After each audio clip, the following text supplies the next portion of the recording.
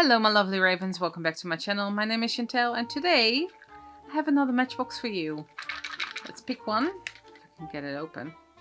We are making Borgin Burkes. Let's get started. As always, I'm starting this matchbox by constructing my own. Details to make your own matchbox can be found in the description box below. I'm sorry that this matchbox wasn't up last week. We all got struck down by COVID, but don't worry, we're all well and recovered now.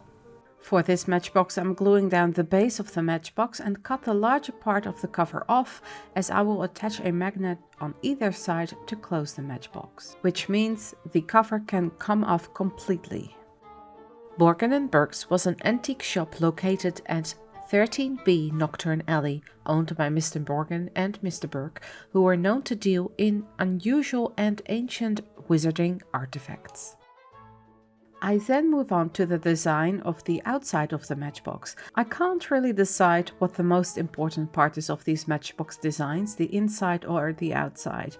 I think they are equally important when it's a shop with a shop front and a shop interior. Let's make way for windows by cutting out the parts where the windows need to go, which also means the windows in and above the door and the ones in the second floor of the building.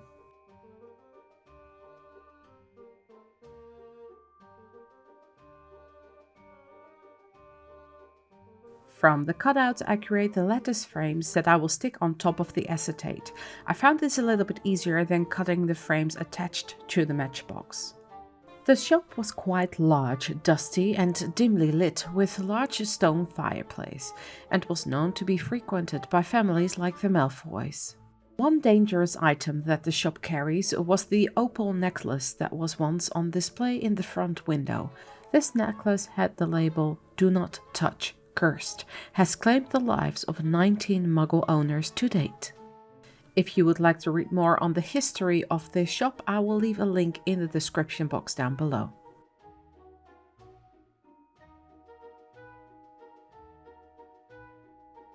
I then stick the acetate behind the window frames and put the lattice on top at the front. Did you know that Tom Riddle once had a job at Borgin Burkes?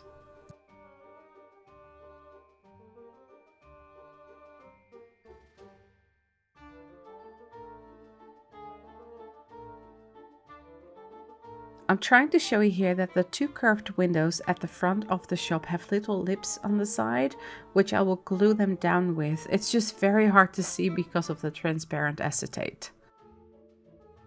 One of the deleted scenes shows Harry being noticed by Borgin. When he asks what Harry is doing in his shop, Harry quickly makes something up and runs away. These curved windows also need a lattice frame, which I cut from a separate piece of cardstock. Let's paint the entire thing black with a black acrylic paint.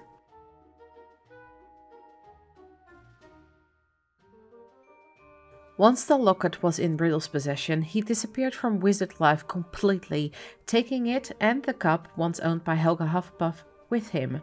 He failed to show up to work from then on. A previously responsible employee, Riddle abruptly deserted his position in Borgin Burkes without giving due notice of resignation to his superiors.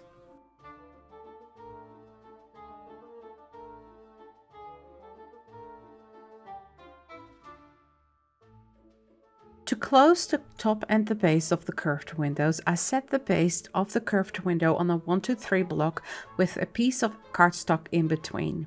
I trace around, cut the little piece and glue it on. For the glues used in this video, the white glue is Gorilla Wood glue and the transparent glue is Fabri-Tac glue.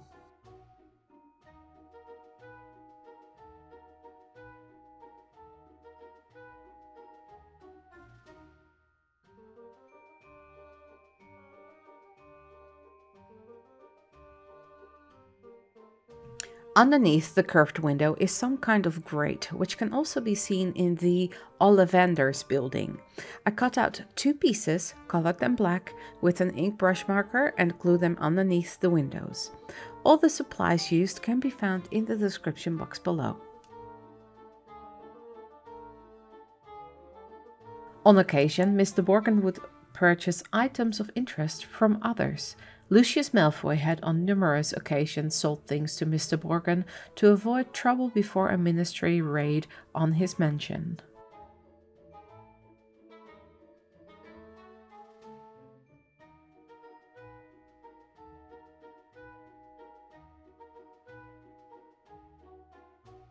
For the details on the building, I'm using Prismacolor colored pencils. I find they work really well on top of acrylic paints.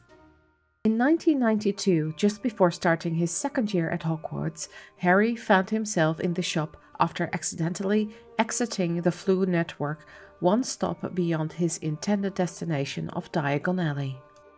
When Mr. Malfoy entered the shop to sell some poisons, Harry hid in the crushing cabinet. Draco Malfoy visited the shop again in early August of 1996 to force Borgin to help him repair a broken vanishing cabinet, the partner of which was in the shop.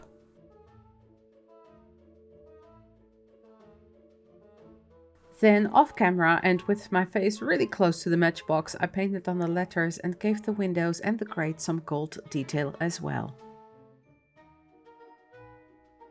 Let's move on to the interior of the matchbox. With grey acrylic paint and a very rough paintbrush, I brushed on rough paint strokes for the background.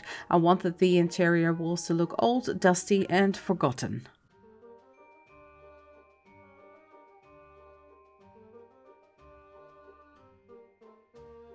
From a piece of chipboard, I cut out the landing, which I basically made into a storage area with extra cabinets and knickknacks. Draco also bought the Hand of Glory and a cursed opal necklace. The vanishing cabinet Draco wanted to repair was located at Hogwarts Castle. A group of Death Eaters used the vanishing cabinet at Borgin Burkes to enter Hogwarts Castle at the end of the same school year.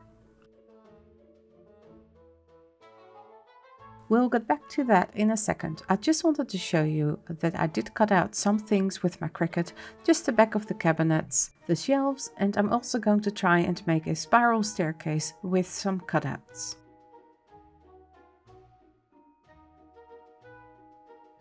Then painting that landing black and then moving on to that spiral staircase, or at least the start of it.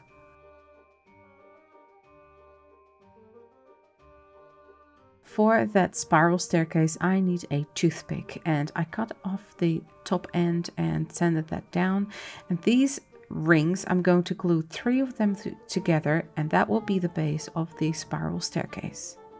I thought I'd try it. I never used my Cricut for a matchbox before, but I think these tiny elements just make it a little bit more sleek and neat in this tiny detail.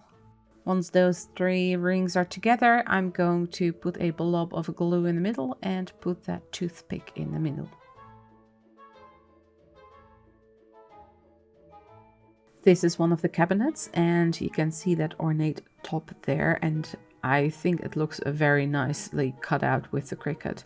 So I'm just gluing 2 parts together to give it more strength, and then adding the shelves and the base and the sides as well.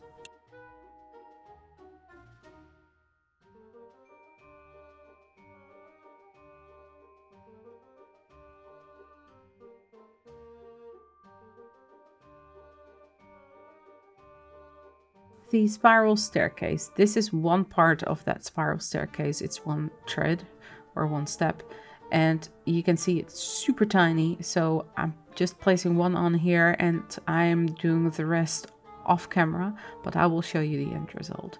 Now for the inside, I'm adding some chalk pastels to that gray paint because that gives that gritty, dirty, dusty look that I was after. What eventually happened to Mr. Burke is unknown, but by 1992 the shop seemed to be exclusively operated by Mr. Borgin.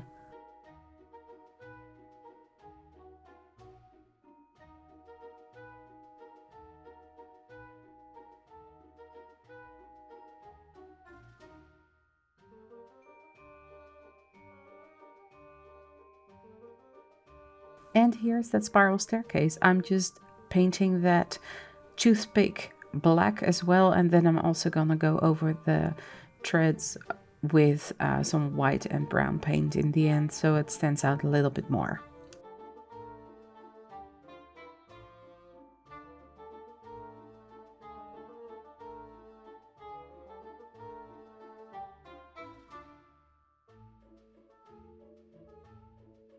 So here is the empty matchbox, and here is the counter for the shop and the spiral staircase.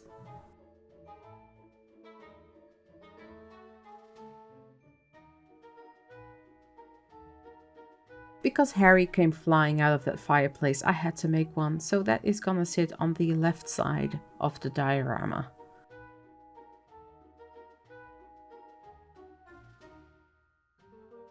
Now, of course, I need to make a balustrade for the second floor or the first floor landing, whatever you want to call it.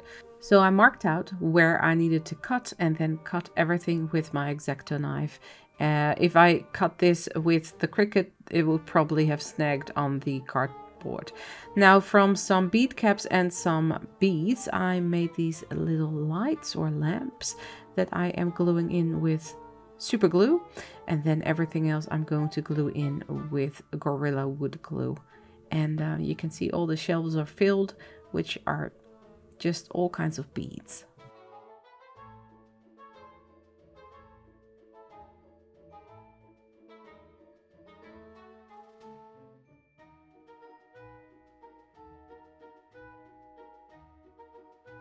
Now let's have a look what the final matchbox looks like. And this is it for this video. This was a fun one to create, filling all the shelves with all those tiny knickknacks. All my social media can be found in the description box below, and if you're new here, welcome. Don't forget to hit that subscribe and bell notification button so you don't miss out on any future videos, and of course, become part of the Raven family. Keep an eye out for an exciting announcement in my next video. Thanks so much for watching, stay safe, and I will see you all in the next one. Bye!